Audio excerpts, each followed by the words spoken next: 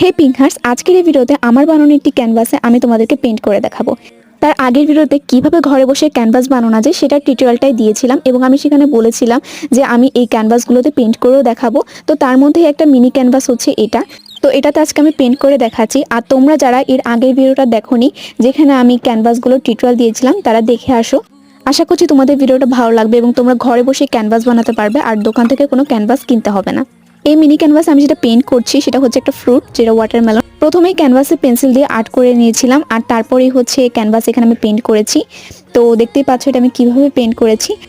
So তোমরা যারা এখন পর্যন্ত আমার টিকটক আইডিটাকে ফলো দিয়ে রাখোনি, প্লিজ আমার আইডিটাকে ফলো দিয়ে রাখো এবং আমার ইউটিউব চ্যানেলটাকেও কিন্তু সাবস্ক্রাইব করে রাখো। ওখানে আমি নিয়মিত ভিডিও দেওয়ার চেষ্টা করি অ্যান্ড আশা করছি আমার ভিডিওগুলো তোমাদের ভালো লাগলে একটা লাইক করে দিও। আর আজকে তোমাদের আমার ক্যানভাসের পেন্টিংটা কেমন লেগেছে সেটাও অবশ্যই কমেন্টে জানাবে। তো আজকের মতো বিদায় নিচ্ছি, আল্লাহ হাফেজ।